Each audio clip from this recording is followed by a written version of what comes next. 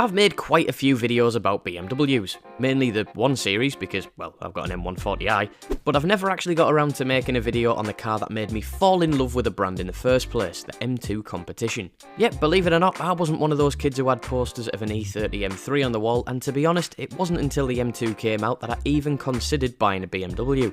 They just didn't really excite me. But after nearly 2 years of ownership, I can safely say that I've been converted, and when I sell the M140i, should I step up to the plate, go all out and buy what is probably my dream attainable everyday car? Well, that's something that I'm going to hopefully figure out today. Let's get into it.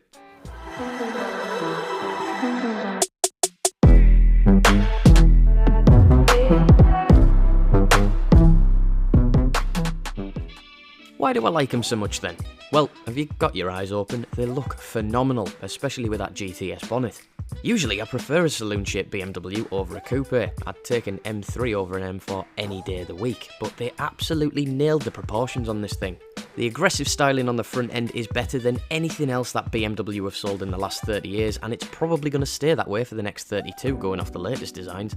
I'm guessing that the fella who drew the new M3 and iX3 has a white stick and a Labrador at home, because they look brutal, and I honestly thought that the novelty would have worn off by now, but nah, still ugly as.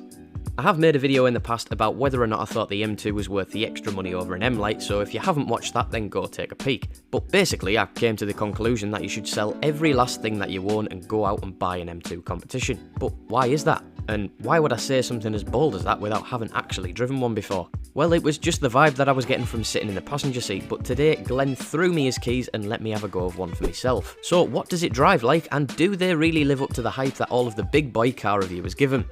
Short answer, yeah. The OG M2 goes and drives like an E92 M3 that's been on a diet, well, minus the noise, and that in itself is a huge compliment, so don't start having a go at me in the comments for what I'm about to say, because the difference between the OG and a comp is night and day. The instant you turn the ignition on, you're met with a rumble that only proper M cars make, and I mean that with no disrespect to the OG owners out there. Although the interior isn't too dissimilar to any other BMW, the little flecks of carbon dotted around the cabin are enough to make you feel like you're in something a bit more special than a bog standard 2 Series. Don't get me wrong, you could sit behind the wheel of an OG M2 and think you were in a comp, but as soon as you turn it over and get going, that's when you'll notice the real differences. The extra 100 foot-pounds of torque or so is the biggest change of the lot really. You just feel as if you're getting a constant bump draft. And although the power curve in the standard car has a little bit of a dip in the mid-range, that is nothing that an off-the-shelf map can't fix. In a straight line, a mapped M140i has no problem hanging off the back bumper of an M2 comp, but as we all know, you're paying for the setup on these M cars and the steering is so much more direct than an M-Lite will ever be. You can absolutely hammer these things into the bends and have so much more confidence that the front end isn't just going to wash away from you, even on a dusty, slightly damp road like the one we were on today.